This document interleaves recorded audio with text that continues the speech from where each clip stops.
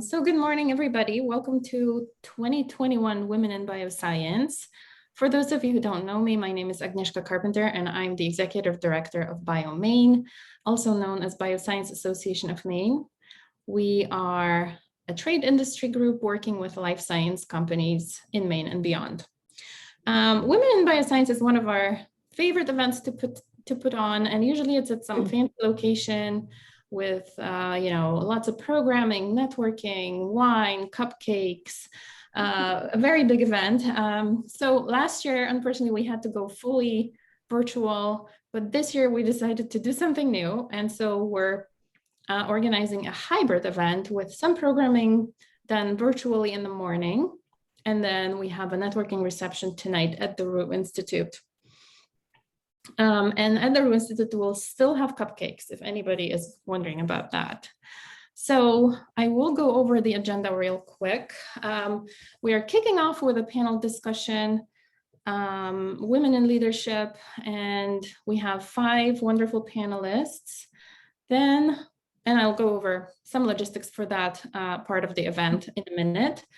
At 11:15, we're going to take a quick break so you can grab a coffee or check your email, maybe do whatever you need to do. And then if you're available at 11:30, we will have an interactive workshop called Imposter Syndrome, Understanding and Coping with a Potential Barrier to Success. This is led by Dr. Shannon McCoy from University of Maine. And that will conclude our virtual programming. And then at 5 p.m., for those of you who have registered, we're meeting at 5 p.m. at the Roux Institute at 104th Street for a networking reception. And the space there is limited to 50. We still have a couple less spots available. If anybody's interested, we'll paste the link to register in the chat function. And this event is an indoor-outdoor, so we have access to a deck. And the weather is supposed to be okay. So we're hoping for a good outdoor event. We'll have open bar, some nice munchies and cupcakes. Okay, and before I forget, I also wanted to thank all of our sponsors. Without you, we wouldn't be able to put together these events. So we're very appreciative. I hope some of our sponsor companies are here with us today as well. And with that, we're going to move on to our panel discussion. And I wanted to go over some housekeeping. So the chat function is on, and we encourage you to leave your audience questions in that chat function. We will not be doing a Q&A at the end, but instead we're just going to be asking the questions as we go. So don't be shy, leave any questions you might have to any of the panelists or all the panelists.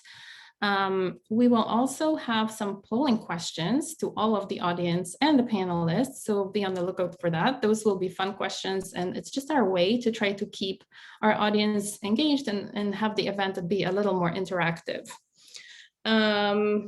Okay, I also wanted just to make sure that everybody in the audience stays muted during the event. That just helps with a smooth organization.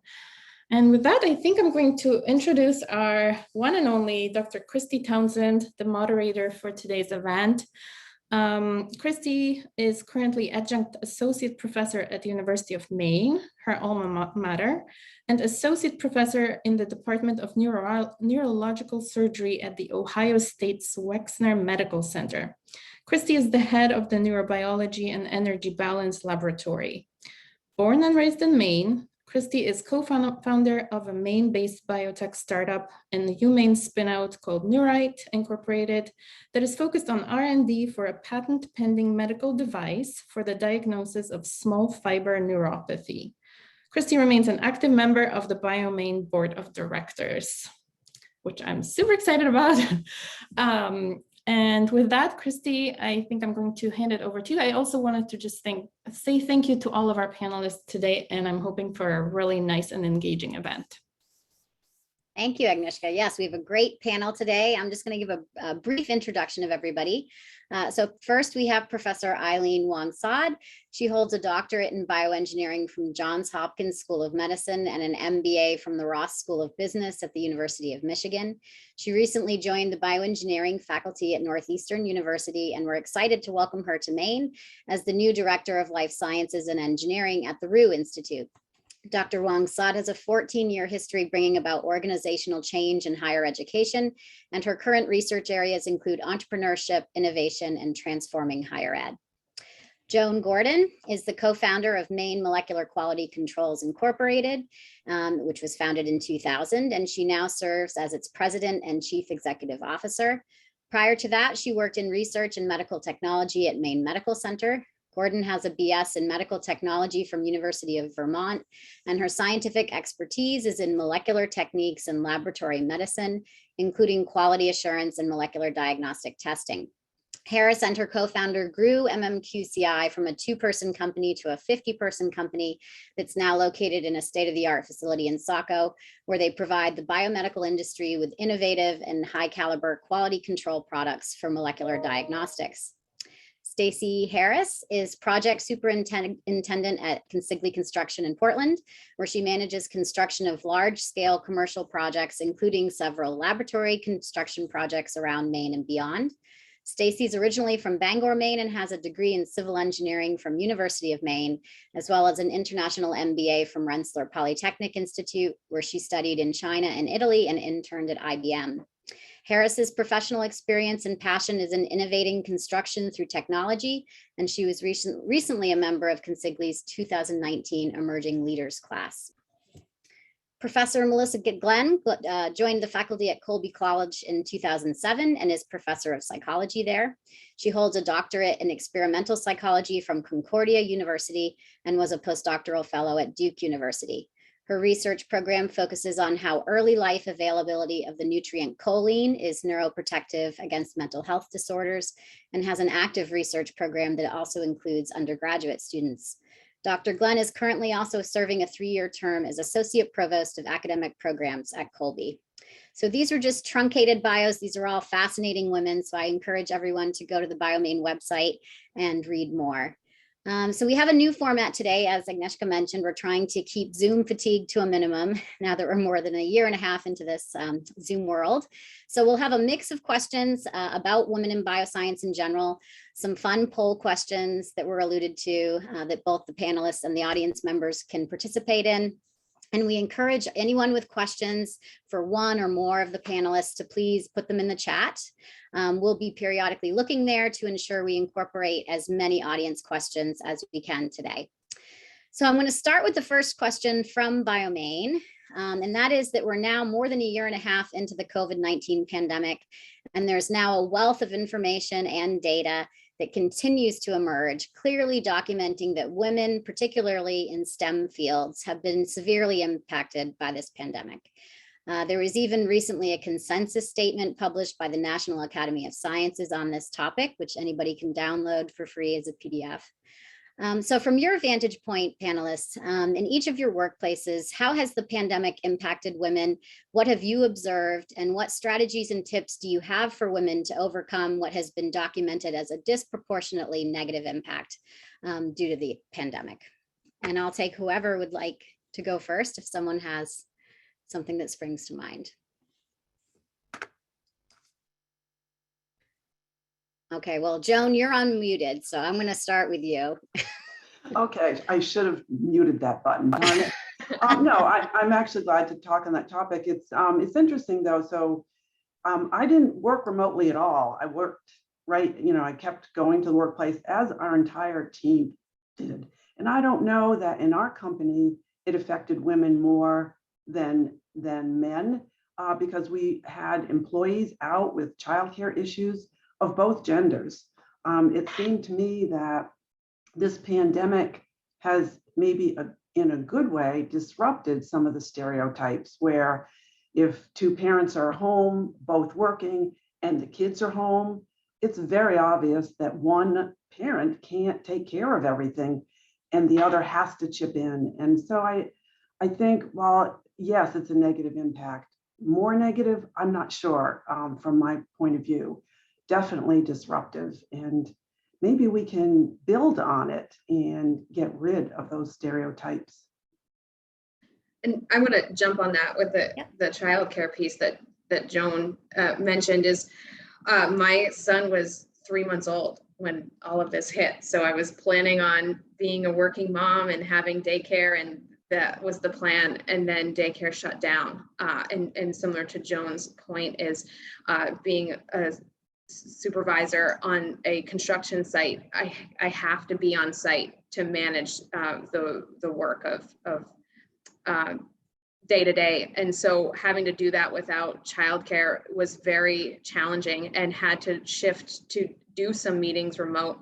And we were currently building the addition for Maine Molecular, and there were many times that Joan sat in meetings with me with my son in my lap. And people just have shown a lot of patience through that. Before the pandemic, there was sort of a separation of life and work, but during the pandemic, your life is now front of everybody to see, and how you're managing that.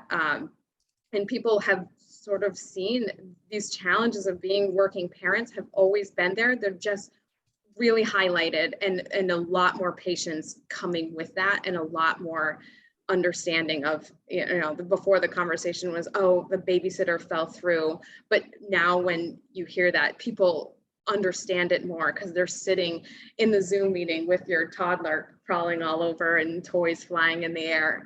So I think a lot of patience has come through that, and a lot of understanding. And I hope that continues beyond this, that we can sort of be easy on working parents and everything that has to juggle through that. I think the other thing I'd like to add is for dual career families. A lot of times dual career families have the husband and wife, or the partners don't necessarily know what the other partner is doing in their career, right? And so now you're in the same home and you hear actually the calls that are going on. And I found, at least in a lot of my, in my circles, there's a renewed respect for your partner, right? So you see what they're doing on a day-to-day basis in the home and how you're contributing, but you have no idea what they are doing in a professional sense until now. And so that's really been eye-opening for a lot of my friends. Yeah. Just wanted to circle back quickly to something that Stacey was talking about when, so one of the things that I appreciate that we now have great flexibility for working parents, but I also find myself concerned about the ways in which these new ways of working are invading our normal family life. And I just feel like we need to be cautious about keeping those boundaries really clear and making sure that we don't expect parents to do things because we know they can now from home, because maybe we're seeing them attempt it. That's another thing that's often on my mind. Any other thoughts on this one? I just want to say that's a really good point. And I mean, I think people with Zoom and the technology, there's the temptation to work 24/7 for some people, and that's not a good thing. I really fight against that. And in a way, Maine Molecular was lucky because we didn't work remotely and they could go home. They worked awfully hard though. We had some real challenges keeping up inventory for controls for testing. The laboratories were desperate. But that balance is so important. I see it all the time when someone comes back from vacation, they're just energized. We can't lose that. We've got to really pull the plug on Zoom sometimes. Great, thank you. I'm just going to read one comment we have in the chat, and then we do have a question, so I'll go with that next. So Susan Hanlon-Dodlin said, while everyone was disrupted by the pandemic, as women still take on a majority of responsibilities at home, research shows this. They were more impacted by working around the clock, both caregiving and working. So working in quotes. So follow Melinda Gates, she says she has the data on this. And then Pips VZ has a question for the panel. How will you approach work differently in the future because of the experiences that you've had over the past few years? I'll jump in. I'll say that the last year or so has definitely made me more aware of taking care of myself. And so I think that that has continued, even though things are more or less back to normal for me, that I'm paying much more attention to taking the time away from work to make sure that I'm just, engaging in hobbies or hanging out with my family or things like that. I'm much more deliberate about it, I think, and intentional than I was before this. I've practiced setting boundaries, and I actually physically have an audible alarm at 4:15. One, because financially, if you're late to daycare, you get charged every minute that you're not there. But it's an audible alarm to the team. In the trailer, we can have trades lined up to ask questions or teams, but everyone sort of knows that 4:15 bell hits, trucks on the road, going to pick up my son, and that boundary has been very challenging to maintain, but this process and getting everyone sort of bought in on that has helped. And so that's one that I'll probably continue throughout of the 4:15 bell. That's time to switch to mom.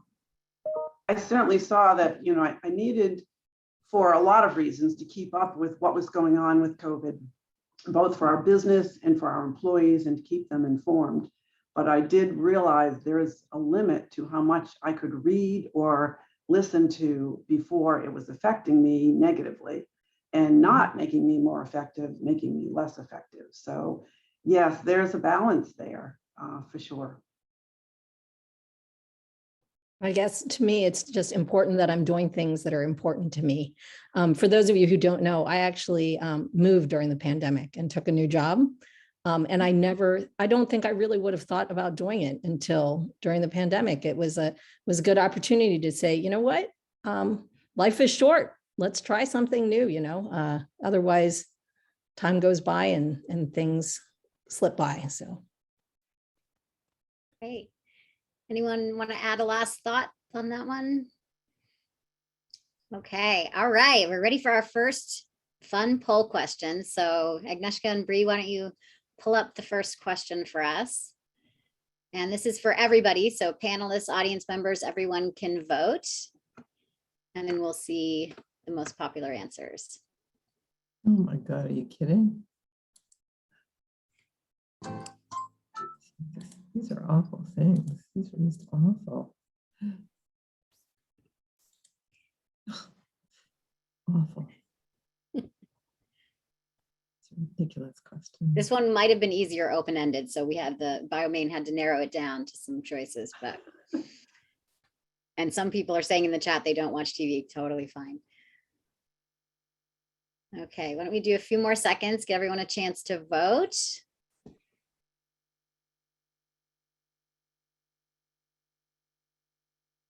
Okay, time's up. So let's see what the results are.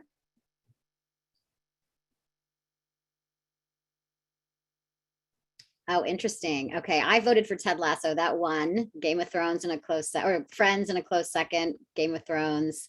Tiger King's the loser. I think that was early pandemic, right? So that was like the early pandemic hit. Awesome. Panelists, anything you've been binging, whether it's a podcast or a show or anything like that that you want to share with the audience? I don't watch TV. No TV? No, none. I do have the pandemic. I definitely binge watched Tiger King. It was a good escape of reality. Well, it was reality, but a good escape from my reality. Yeah. No one else? Okay. All right, let's go back through to our next official question. So this one's more about remote work. So do you think that remote work, especially during this pandemic, is perceived differently for women or men conducting it? And regardless, any comments that you might have about remote work or tips about making that successful would also work for this question. I'm going to defer to the other panelists, and I'm interested in to hear what they say since I didn't experience it. So to be honest, I actually really like remote work. I'm a little bit of an introvert. So those of you that have met me so far might wonder why I say that, because I seem extroverted, but I'm actually a closet introvert. So I need a moment to just take a break. And so it's sort of nice to be able to have just a brief moment to walk away. but I do miss being in person. So a hybrid thing would be nice. I think what I try and do is make sure I carve out enough time to actually work, because I think in the day of virtual, people, they don't even give you a moment to walk to the next meeting, right? So you're just going from meeting 2 o'clock, 3 o'clock, things like that. So I think you have to be conscientious about making sure that you block off time to actually stop and think and get work done. Because sometimes I think people feel like the more meetings you have, the more productive you are. I think that's actually counterintuitive. Oh, I That's not agree. the case. So. And I can jump on that as well. Similar to Joan, I couldn't do a lot of my work from home, but the few times that daycare had closed down, I would split the day with my husband. We'd work half days and say either you have the morning or the afternoon, and we'd play whose meeting is overlapping with who, and trying to play that balance. So I would run the job sites in the morning physically, and then in the afternoon when it was my shift for childcare, some of those meetings virtually were helpful. Now recently, where there's multiple jobs that managing across the entire state, that lost time of traveling physically from place to place has been able to be put virtually. And so we've seen productivity out of just travel time and cost of travel time from job to job. So that's sort of a benefit. But the biggest fatigue for the few times that it was home was the back-to-back meetings of, every hour on a call and jumping from call to call was challenging. And we've never had that coffee break that you can talk to coworkers, where you can talk about the latest episode of Tiger King and some of those like small, just mental breaks. And then having to teach yourself to, I need to unplug for a minute, was definitely a challenge of, I don't have the travel anymore, so let me just push that with more work. So it was a tough balance to try to work through.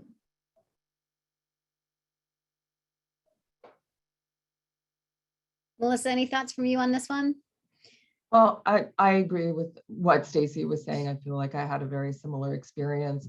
The one thing I remember, so for me, remote work, I'm not particularly fond of it. I think I prefer to be in person. And I think it's because it allows me to more clearly establish these are the times when I'm working and these are the times when I'm not working. And that was much harder for me to do at home, and work just permeated everything. And I remember my daughter, who is a teenager, mentioning to me at one point, or saying to me, "You're always working." And she just, because for her, she was seeing me do my normal work day. And then if there was any lingering work, I was doing that also. And so she was getting this perception that I was there, but I was not available. And when she said that, it just really struck me that, being out of the home and working in some ways is probably healthier for my family and for me. And so and that's all I have to say. Okay. Yeah, I love the hybrid personally. I love having some time remote so I can write and uninterrupted and quiet, relative quiet if my kids have childcare. But I miss people too. So echoing what a lot of people said. Okay, so today we don't have an audience question yet. I'll keep monitoring the chat, but because today's theme is women in leadership, we'll move into some questions that are a little bit more about leadership in general. So we always ask this one, I think, every year, and I really like it. So if you could start your career over from scratch, knowing what you know now, what might you do differently?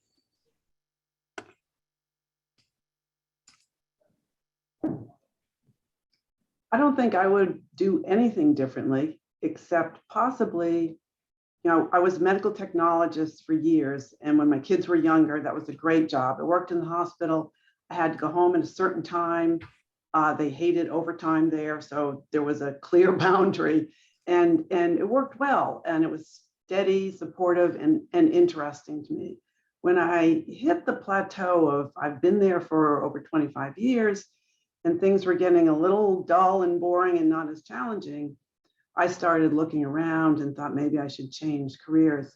I should have done that sooner. People should not stay in jobs when they are getting bored. And that would be my only advice. Go for it. I would echo that as well. Of if you don't wake up every day being giddy and excited and love what you do, then find something else. It's okay. We spend a lot of time with coworkers and a lot of time working. Why shouldn't it be something that we are passionate about and love it? And I guess if I had to start over, I would communicate that better to supervisors of, this is what energizes me, this is what I'm passionate about, and this is where I want to focus a lot of my time, and navigate that that earlier on. The start of my career was just head down, do what I say, just outwork everybody. But if I could have done that with something a little bit more passionate about, it took a couple of years to figure out what that was, but speak about it sooner and let coworkers know what you love. So I like what Joan said about the fact that she wouldn't change things. And yet she has other sort of advice for herself had she been doing it. Because I think one of the things I tell all of my students is, once you make a decision, there can always be 10 other reasons on why you shouldn't have done it. So I always tell them, whatever choice you make tomorrow is not going to impact your entire career, right? There's always a chance to pivot. So make sure whatever experience you have, you walk away with a skill or a tool or new knowledge that you can put in your bucket and keep moving. And I think that's really important because I had a really different career path than you might think about a traditional academic. So I spent several years in industry before I went back and started teaching at the university. And I think, every job I had was not in my plan, but because of life experiences and dual career families, you just had to make certain choices. I think the only thing that I would tell people from looking backwards, like I think every choice I had gave me opportunities I would never have expected, and I wouldn't have landed here without them. But just don't let other people dictate your future, right? I mean, there were some choices that I made in my career I did just to prove somebody else was wrong when they said I couldn't do it. Or I might have diverted from one path because I was afraid that I wouldn't be as successful as I wanted myself to be. But usually you're your worst critic, right? So be willing to take that chance and believe in yourself as much as other people probably do believe in you. And if they don't, then they should. So. And don't be afraid to fail. Yeah, that's true. Yeah, I agree with what others have said. I don't think I would really do anything differently either. And I think that it's important to also keep in mind that from years later, it's easy to look back on those decisions with what you know now and imagine that they could have been better ones. But at the time, I think I made the right choices for myself and where I was at that moment. And I just continue to remind myself that all led me to where I am now. And I'm very happy with where I am now. So clearly they must have been pretty good choices in the end. Yep. Great. Any other thoughts on this one? I do see a question in the chat, so thank you. This is from Brian Harris. He said, for those who have had experiences working outside of Maine, are there challenges or benefits specific to Maine in terms of experiences of women in leadership roles?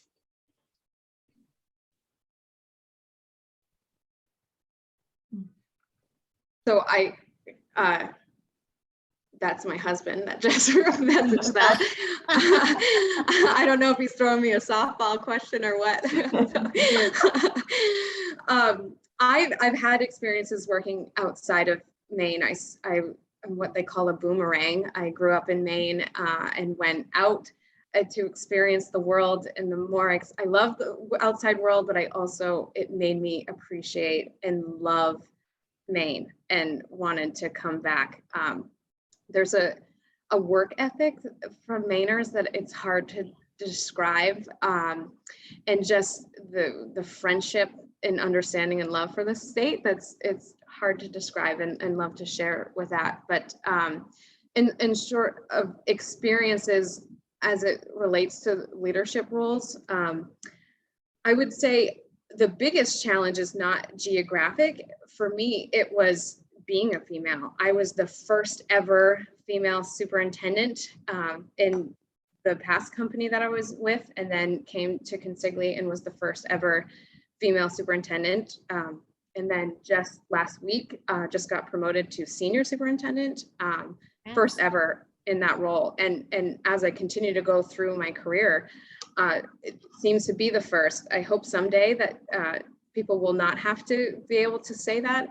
But I really have to define that the leadership role that I'm in, it looks different, but it is the same. And there are different pathways to get there. But it needs to be equal, even though it looks differently. And having a lot of those conversations of getting through, of making sure that it's result oriented and based on performance, and really advocating for yourself through that. So that's sort of the piece of, regardless geographically where you're at, of advocating what you're able to accomplish, and as difficult as that can be, you know, talk yourself up a little bit. I'm sure you're doing great things, and if people don't know about it, they should. Great, and congrats. Thanks. Any other panelists want to respond to this one? I'm too new, but I will tell you what drew me to Maine. I was in Michigan for 19 years, and we had no intention to leave. But when I met the people in Maine, it was really hard to resist, because the passion for success here is overwhelming. And to have a group of people so committed to see the success of a state is a really hard thing to turn down. So I'm very excited to be here and be a part of this community. Yeah.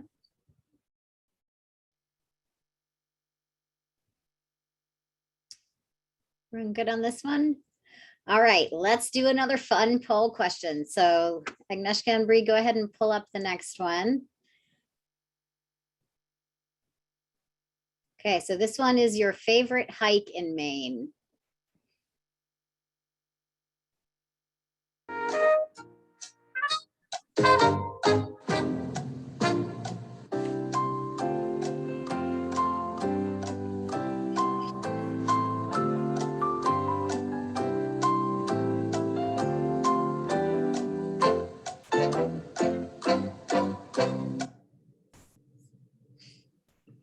Okay, everyone get a chance to vote. So let's see the answers. All right, so let's see. The top response here is Mount Batty in Camden. I have to admit that was one of the few that I had heard of. I do a lot of child-friendly hikes myself. I know Knife Edge is scary. So South Ridge Trail got the second most votes, and then Knife's Edge. Anything that wasn't on the list that the panelists want to share? It doesn't have to be a hike up a mountain, but any outdoor activities that panelists really love doing in Maine? I like all hikes. Yeah. I've never seen a bad hike. Being Was your outside is favorite great. one on? Was your favorite one on the list, Joan? I haven't done Knife Edge, and that's probably my least favorite. I don't really want to do Knife Edge, but no, I liked all of those, and there are a lot, and actually just walks through. We have a lot of nature preserves in Maine that you can come across. You can get the website. Actually, Maine has a website that can help with trails and bike trails. So there's a lot out there. And I'll make a plug for the Bog Walk in Orono if nobody's done that. That's a really nice, not uphill, no heights involved. Very nice walk and fun to see as the seasons change. Okay, I'm gonna make the executive decision to go back to the chat. We've had some great questions in here. So let me scroll back up. So Shannon McCoy is asking, we talked about the impact of COVID on work-life balance, but beyond working virtually, has the pandemic changed how you lead or mentor your mentees, students, or employees? That's a great question.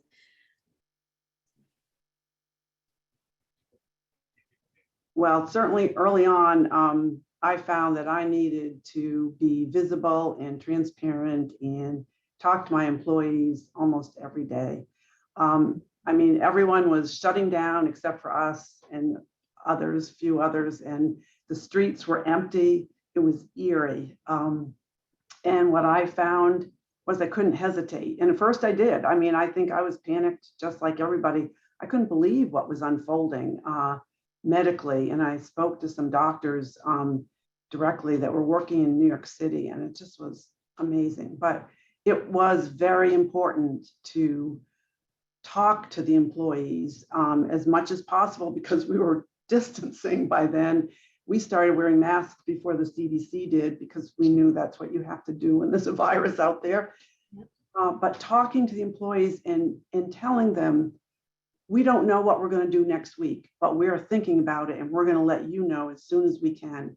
And also explaining the reasons behind decisions more than usual. You know, they really needed to know and understand. And it made a big difference. And it was amazing. Our entire team kept working. We had no dropouts. Nobody hesitated. They put in extra hours. So, but yes, more so than ever, the communication has got to be there. For my students, so I still have a lab of students at Michigan. And so now we're all over the country because some of them moved into different states and things like that. I found that being present for them in different ways, right? So we use Slack channels, we use, you know, it seems invasive in some ways to be texting students and things, but that's the way this generation's communicating, right? So I had to get in there with them on the same sort of platforms that they're familiar with.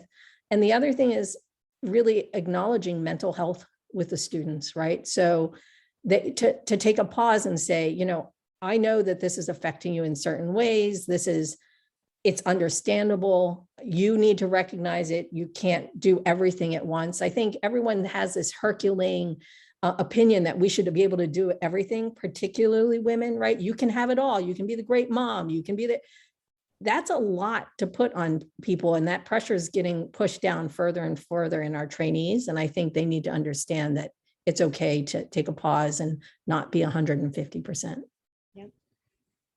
And I love that point. A lot of my career was just, I have to be strong. I have to be firm.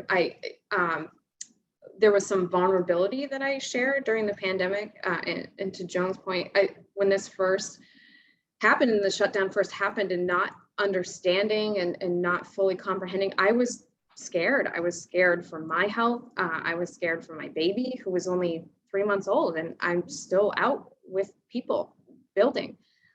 So I shared that with coworkers and shared that vulnerability. And it was amazing how many other people were also scared.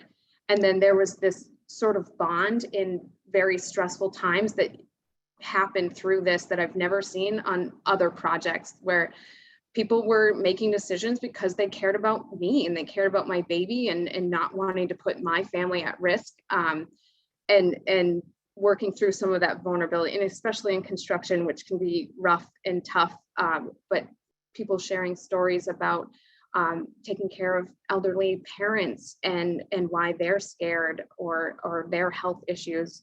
Those conversations bonded the team and we were making decisions beyond ourselves. We ended up coming up with a motto, got your six, and we put it on shirts because if somebody had to take care of something or didn't feel comfortable or needed to step back, we would say got your six, and everyone knew that was our motto of we're here for each other to get through this because no one knows what's going on. And early on, you know, it took a minute to sort of figure out a plan, but there was a very good bond on site during all of this.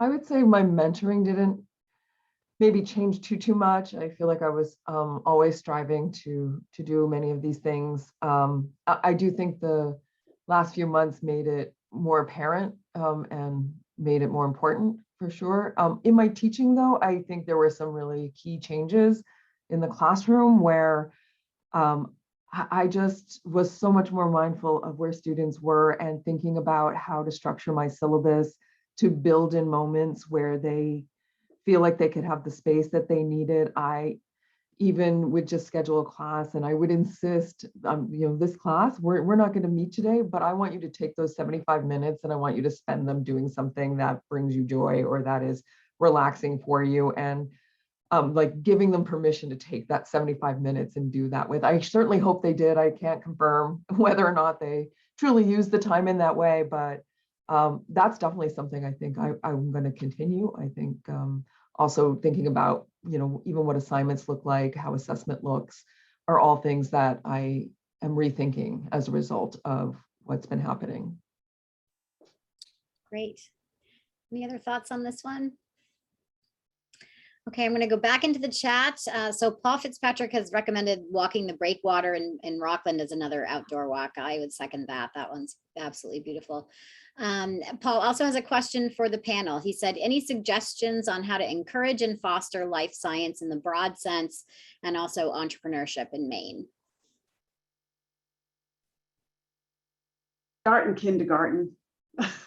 Tell them how interesting science is and just expand on it and make sure that the girls are included in those science discussions and walks in nature. And that's where it starts. And parents do have a big influence. I think I was lucky in that there was no gender stereotypes. My father would say to my sister, not me, I was going to be the doctor, she was going to be the president of the United States. We believe that. We grew up believing that. That needs to be fostered at a very young age, I think, to be effective.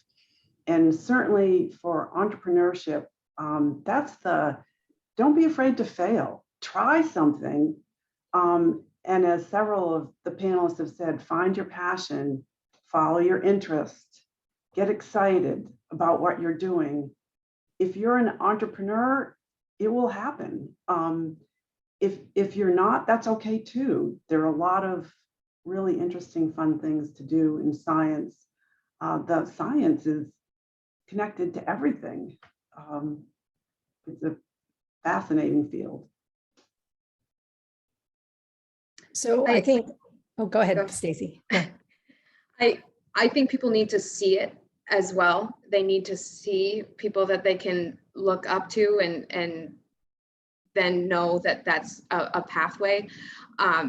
Early on in my career, and I'm glad Joan brought that up of the influences early on in my career, I played with Legos and just naturally loved Legos, loved to build, would take radios apart, put radios back together and build boats and all of these things. But no one in my family knew, what do you do with a kid that builds? Everyone in my family, they were teachers. And it was very clear that I wasn't going to go that route. But it was the University of Maine actually came and took all of the girls that were good at math and science, put them into a room and said, you clearly love math and science just naturally. Here are all the options of the things that you can do. And they started talking about this thing called engineering. Oh, geez, is that like driving a train? Like, I don't really want to drive a train.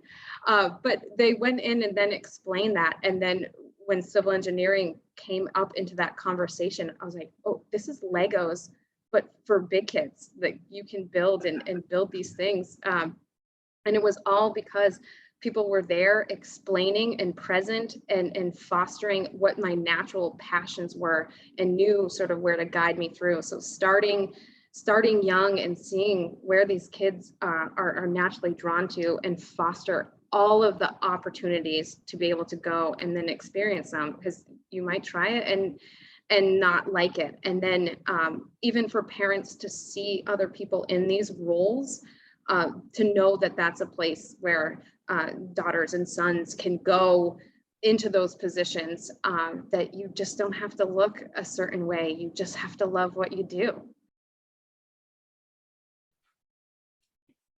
So I totally believe everything Joan and Stacey said. I mean, absolutely. Those are the things that I've seen really work across the country. I think to add to that, I mean, in my new position, one of my goals is to really establish a strong life sciences and engineering thread through the state of Maine, at least for what we can impact. And I think when I think about ecosystems, what we one of the things we were doing at Michigan, when I went to Michigan in 2007, Michigan had entered the recession before the rest of the country, and the automotive industry had really taken a hit. And we were thinking about how do you really stimulate entrepreneurship in an environment where people constantly just thought that they would fold, at least the engineering students would fold right into the auto industry. And so what we embarked on was a mission to really change the overall culture of the community, right? How do you get people to understand that entrepreneurship is much more than just stakeholder value and creating companies? It's an entire mindset. How do you get the community to think that, to know that they can try new things and accept failure and even share ideas? How do you identify new opportunities that you can and do? And so what we were doing is we were trying to increase the density of people that were thinking entrepreneurially. And in this case, when I think about Maine, I think about how do we increase the density and the paths between communities in the life sciences, right? So just like Stacey was saying, I mean, you need to connect people to the right ideas and help them understand how do you even identify that path. And so I have this vision that hopefully in Maine, what we can do is we can connect the life sciences, not only just in terms of institutions, but have student mobility throughout these things. Because what we found is that when you're really, you're trying to stir a solution, like if you just think about chemical solutions, right? You're trying to move the molecules, right? And if we think about students as moving the molecules, they can actually extend the culture of innovation and entrepreneurship throughout. So those are the things that I'd really like to see move across the state. And, there's so many things that are already great going on in terms of this organization in itself.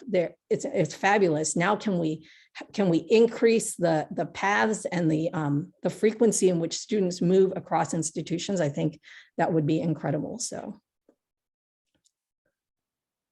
some dreams. Well, I think it's very exciting to have the Roux Institute here, and I just wish that it happened 10 years ago. Would have been great. Don't forget DNA, okay? We need molecular biologists. Absolutely. Melissa, anything on this one for you? Oh, I think I love everything that's been said. I mean, I guess the little piece I'll add from my personal experiences, my daughter, Stacey, sounded a lot like you, although interestingly, she was always very feminine and girly. And I think that was sort of a weird thing in her mind that she imagined she couldn't be that way, but also be interested in these other non-girly things, I guess. But I can remember taking advantage of these opportunities that were being provided in the Maine public school system, which were terrific. But so they were terrific in that, they were really welcoming and encouraging young girls to come and join these events. And so she went to this robotics club at some point, and it was really wonderful. And when I saw, though, what was happening inside the robotics club, it was a little less wonderful. So I think it's great to have the opportunities, but I think we also need to pay attention to what's happening in those circumstances. So really what was happening is that the boys in the group were the ones that mostly had the opportunities to work with the actual materials, and the girls were doing research and making a poster and things like that. And I would talk to my daughter and ask her, are you having a chance to actually build the robots? And she said, not that much. And so it was sort of frustrating for her. And it was really sad for me to notice that this thing that she really enjoyed, she sort of lost a taste for it as a result of that experience. And so I think we want to be really careful that that doesn't happen to our young girls as they express interest in these things and have those kinds of experiences, or can be really damaging to them. Yeah. Great points. Okay, I think we're going to do 2 short poll questions now to break it up. So let's put up the first of the 2. Okay, so this one for Mainers is the biggest choice of all, right? So Lake Beach or Ocean Beach?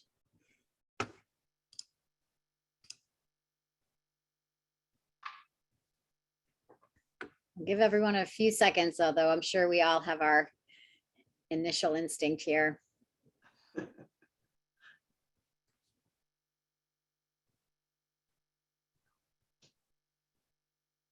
I'm really curious to know. Okay, let's look at the answers. Oh, the ocean one. Okay, I voted for the ocean too. The lakes are wonderful, but okay, so the oceans won by 64%. So great. Okay, let's do one more short one.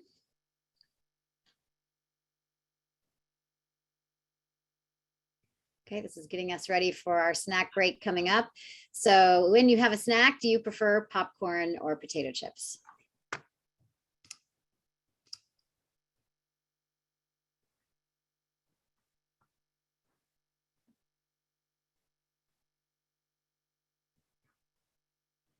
Okay, just a couple more seconds.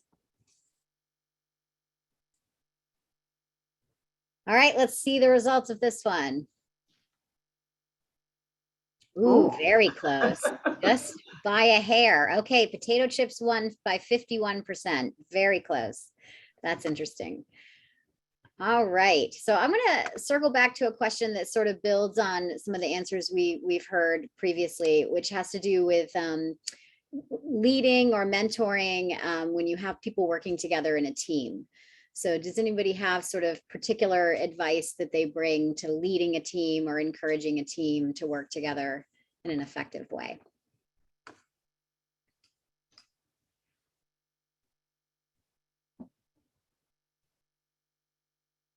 One thing that I've found to be really helpful is, so I know, a lot of people do the introverted, extroverted types of scales.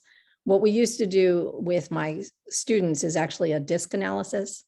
And that DISC analysis is slightly different. It speaks more to how you prefer to work in an environment.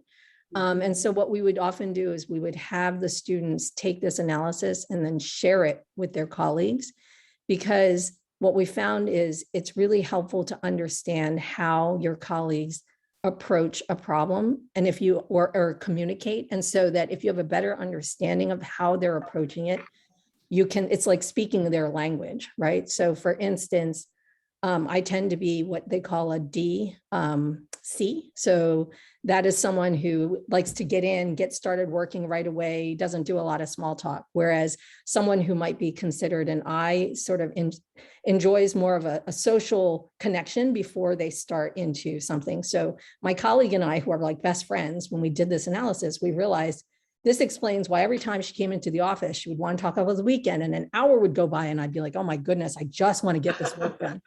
So we realized that, if we understood each other, when she came in, she would still ask about my weekend, but we would keep where I'd know to ask about hers, more importantly. And we'd talk for 15 minutes instead of an hour, and she would know to sort of not talk as long, and then we could just get things started. So it just sort of decreased the impedance mismatch of our communication. So. Yeah, I love that. I don't know what one you use or if you can put it in the chat, but I've used the one with my lab that Simmons Business School has, and it's similar. It's like a web. So you're getting more complex information about how you communicate and things like that. I think I've seen it be really successful, but how about other people? To put a team together, I often will, as a whole group, will explain why I put that team together. And a lot of our interactions, we do have some internal teams, but we're working with mostly external teams, and people might not know each other or feel comfortable explaining why they're there. So if we're trying to get problems solved on a certain particular issue, it's why did we bring you in the room? And we brought you in the room because you're passionate or you're an expert in a certain piece. And as much as we can bring diversity into construction, a lot of that it tends to be with age based, but explaining and then talking at each person at the table, saying you're here because you're bringing this expertise and we'd really like you to share. And so they can ask and direct questions based on who is in the room, but not just a title, but knowing what their expertise and very specific reasons of why we're putting people into that room. And if they don't know why they're trying to solve this problem and then inherently passionate about solving that problem, the engagement isn't as lively in bringing diverse sort of expertise into that. So a lot of breaking down the why are we in the room and why are you in the room? Mm-hmm. I think that's great, Stacey. that people need to understand that. And, you know, in my company, when we're doing a team project or whatever, they tend to already sort of know the backgrounds, but yet it's still important to make sure everyone knows what the goal is.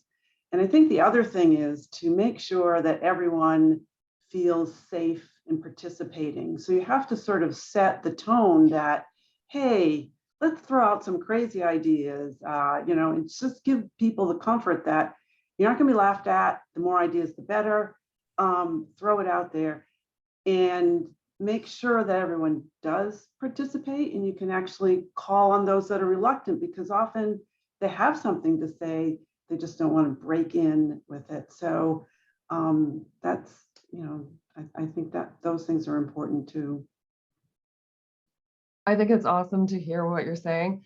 I think it really validates some of the work we're trying to do in psychology. For example, here at Colby, we have these courses that we teach at the upper level that are within the faculty members' area of expertise, and then they are associated with a research component where students work in groups. It's called a collaborative research in whatever the specific subfield is. And the idea behind it is to model for students what it's like to be part of a scientific team, and to give them opportunities to do that in this learning environment, which is a little you know, potentially safer, I guess. They still are graded and things like that, so it's not safety free, I suppose. But the idea behind it is to give them some opportunities to practice what it looks like to be part of a research team. And Stacey, to your point as well, I try really hard to make sure I put those teams together. And I don't always have a great deal of information on the students because I have to put the teams together relatively quickly. But I try, sometimes they've had experience in my lab, others haven't. So I always will put one student who's had experience with another who hasn't. So there are different, but maybe that other student has this other background that I think is going to be really great towards the project or the topic that they're going to be working on. And then really trying to tell them why they're all together, and how they and you know, not duplicate their work as well. So to be an effective team. So what they tend to want to do at the beginning is they want to all go as a group and do all the things. And I talk about how you're not going to get this entire project finished in a timely manner if you're all really just behaving as one organism, right? You need to figure out where your strengths are and what each of you can bring, and then push the project forward, because you're leveraging all the different unique things that you all bring to this project. And you know, I always try to remind them, which is why I love what you're saying, because these are skills that are just going to be amazing and transferable for you as you go out and have to work with others. And we're always pushing back on this idea that they want to form the teams themselves, right? Just with their friends or something like that. And, you know, you're not necessarily going to have that opportunity out there. I mean, maybe to some extent, but you also need to be able to figure out how to work with others that are not maybe your first choice of somebody you would work with. So. Right. I tell them it's like a jigsaw puzzle. All the pieces count. You have to put in, you have to fit them all together. Great. Okay, so this one is, what advice would you give to a new graduate or someone right now who's thinking about changing careers or changing their workplace? What advice do people have? You don't have to have all the answers. You just have to know where to go get them. In school, it's in the book. I have to memorize the book. I write all the answers on my piece of paper and sort of issue the book regurgitated. Life isn't like that, and their answers aren't always there. It's a people business, regardless of where you are. No engineer or no scientist is going to do it by themselves. So I would say go out and knowing you don't have all the answers, but the exciting part is going to find all those answers and building a network around you to collaboratively come up with those answers, and get to know people that don't know anything about what you do. And there's a beauty in bringing two fields together that don't know each other, because you're bringing in diverse thoughts and you're bringing in diverse perspectives to problem solving. So you don't have to know all the answers. You just have to have a good group of friends to get you through it. I think it's a great time to change careers. Everybody is looking for more employees. Everybody.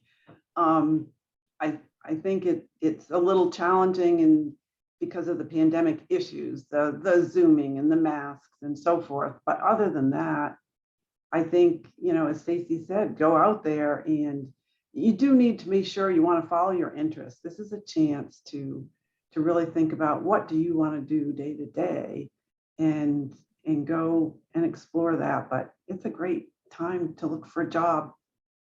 Let me know if anybody in the audience has a molecular biology degree or interest.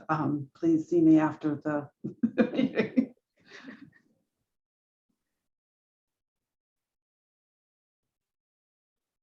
Aileen, any thoughts on this one? Well, I mean, I think I'm Stacey and Joan said absolutely great things, and I totally agree. And I think the number one thing that I've realized is I really trust the people around me to make really good decisions. And I think when especially these days, right, so many things are driven by knowledge that if you give the group enough room to not only come up with the ideas, but actually to move forward with them, it's so much better than what I could have come up with myself.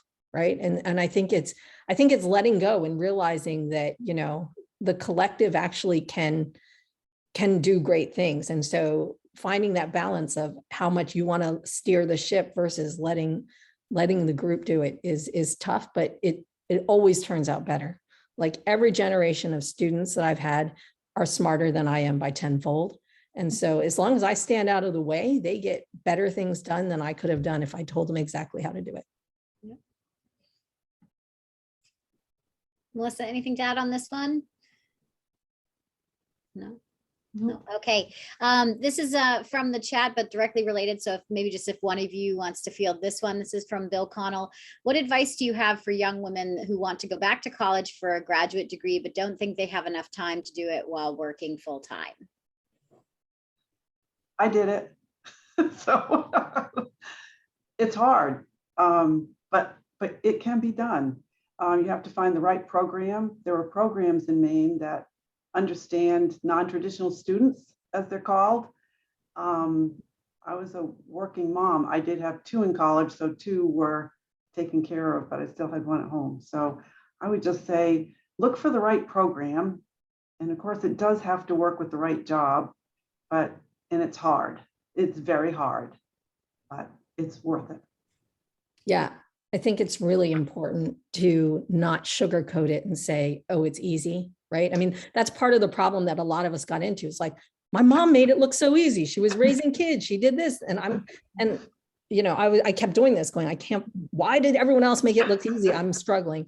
But it is hard, but it's worth it if you really want to do it. I mean, like Joan, I did my MBA at night while I had 2 young children at home and I was working. And, you know, you give up some things, but right. The payoff was worth it because it was something that I wanted to do. So I wouldn't do something just because, again, like I said before, don't let someone else dictate your life, right? If they're telling you, you must do this and in your heart, you don't want to do it, don't do it. But if you think it's going to add value to you, then do it. Like, who knew? I didn't even know my MBA had a time limit on how long it took. I literally just started it 1 class at a time. And then some young kid that luckily he'd adopted me. He showed me how to do all the learning management systems because that was well beyond me at the time. And he's like, you know, you need to finish this before 10 years go by or you won't get your degree. And I'm like, what? But, you know, I mean, I ended up doing it faster than, but nonetheless, it's, you know, you're learning something. And to be honest, and I shouldn't even be saying this necessarily, but whether or not you finish the degree is awesome. It's up to you, right? I mean, I think about it as new knowledge and it gets you to somewhere to another. It's not necessarily, you must get this degree to show you more success. It's what you do with the knowledge that you gain in that experience. What an interesting perspective, because I saw my mother raising us and going back to school, and it was so hard on her. So when I was looking to do my master's, I was like, I'm getting my MBA right after school because I can't.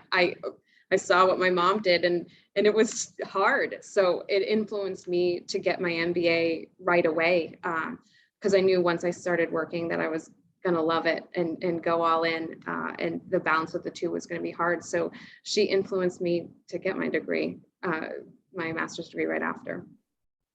So just so you know, my kid's horrified because I think my kid thinks he's PTSD because he only grew up on crock pot, he thinks, because that's how we got the food on. But you know, the other thing is life is like, you know, it's like a room of gas, right? You're always going to fill it with something, right? So whether or not it's school, somehow you manage to do it. You're just going to fill up your room. So yeah, it's pretty crazy. I don't know. I look back and wonder how I did it, but it was worth it. A room of gas. Wow, that's a really good metaphor. Okay, I think we'll do a couple more poll questions, and then we have one more BioMaine question, and we could squeeze in one more audience one as well. So while we're doing the poll, if anyone has an additional question for the panel, be sure to stick it in the chat. Okay, so let's see the next poll question. Okay, so this is your favorite indulgent beverage, and we've got a good mix here of alcoholic and non-alcoholic options.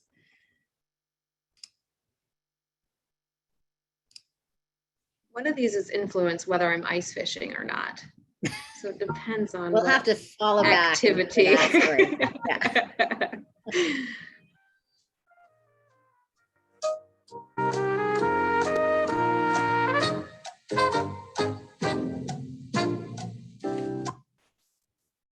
Okay, hopefully everyone voted. So let's see the results.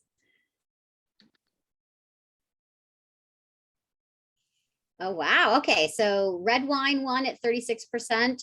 The pumpkin spice latte, which I hear is a very divisive drink, came in second at 27%. And then followed by Allagash White. So awesome. So I need to hear the ice fishing. Which one would have been the ice fishing one? Alan's? Yeah, Alan and I go ice fishing together. Yeah. It's a very main thing. Okay, let's do the next poll question. And this will be our last one today, I think. So this is the big pandemic one. So which of the following did you get since March 2020? A new puppy or kitten, a new baby, an air fryer or instant pot, or none of the above? And if anyone did anything different, we want to hear about that after too.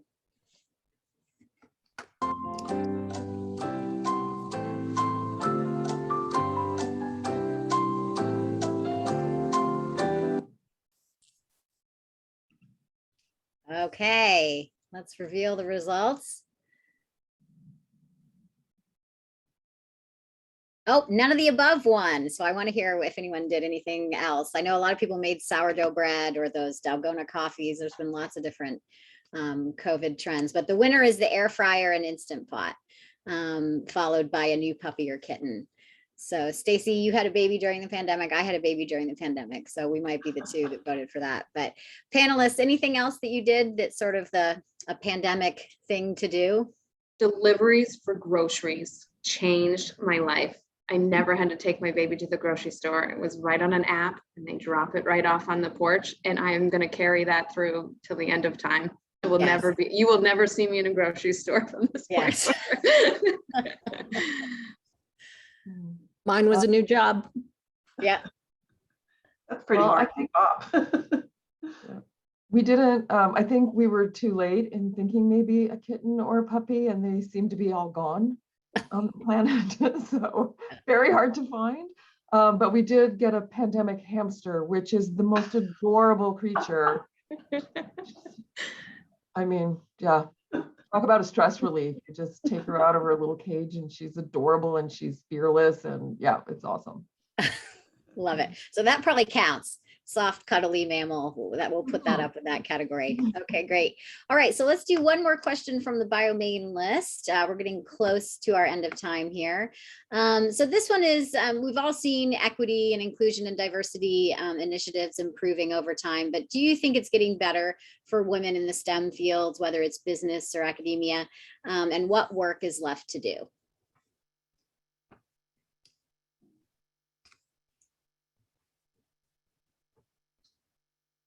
I think it might be getting better. I'll put it that way. Certainly, we interview probably as many women scientists as male scientists, and that is very encouraging. There's always going to be more work to do because there's still more men in science, and it's intimidating for a woman or two women to be sitting in a room full of men just because they're bigger and louder.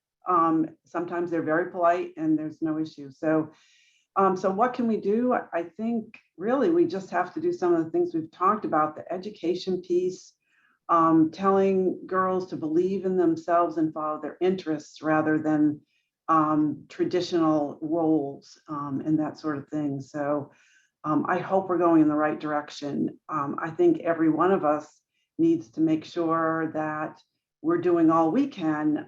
If we see something that's not right, can we have an influence on that? Can we nudge a woman forward and take a man aside to correct some imbalances? That sort of thing on a small scale, day to day, can have an influence.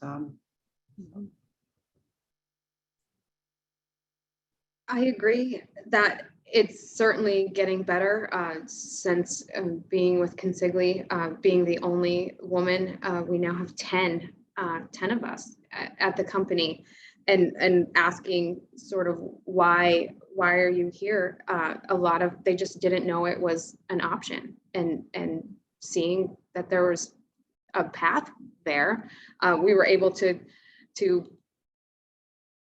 grow the group, and a lot of that is then getting the group together to make sure that things are going well and having honest, tough conversations, and then sharing that with the group and how we can make it better. A lot of what we see is just unconscious bias, and it's a really hard, difficult topic to get through and sort of get people to understand, and a lot of these trailblazers in the industry are the ones that are vocal and can speak up and say, this is what I want to do, and this is how I think I can get there.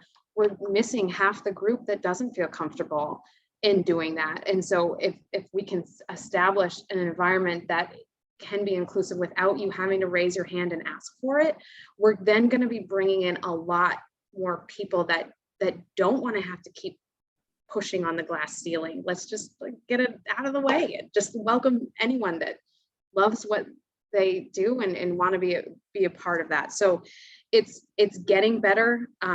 There's a long way to go. I envision a world where we don't have to have women in bioscience. It's just bioscience, and it won't have to be the first. There's just a whole big melting pot of all sorts of different people, and we just don't have to have these conversations. We're just people that love what we do. I would also say I do think it's also, I agree with Joan and Stacey that it's getting better, but I still think there's a lot of work left to do. One of the things that I noticed for myself is that I never felt like I was held back because I was a woman. I always felt like my family was very supportive and my mentors were very supportive, and I found myself in supportive environments. But that definitely changed when I started my own lab and sort of came out from under the shadow of my prior mentors and was sort of on my own. And then as I've advanced in my career, I've noticed that the further I get up, the more I see it. And so so still paying attention to that. And Joan, you mentioned something about, when you're in those environments. So one of the things that, I work hard to do, probably more than maybe correcting men who are exhibiting some of these unconscious biases in the way they practice and work with women, but also trying to amplify women's voices when they are speaking, or if they have things, so doing that. But I do just want to end with one small thing, which is to say that we spend a lot of time helping women and talking to women about what they can do. And I think we also need to remember that there's an important message that should go out to men about how men can, boys and men, right? Like giving them some guidance and input onto how they can open up spaces so that women feel more comfortable in them. So less about us having to adapt or do the work, and men also meeting us part of the way.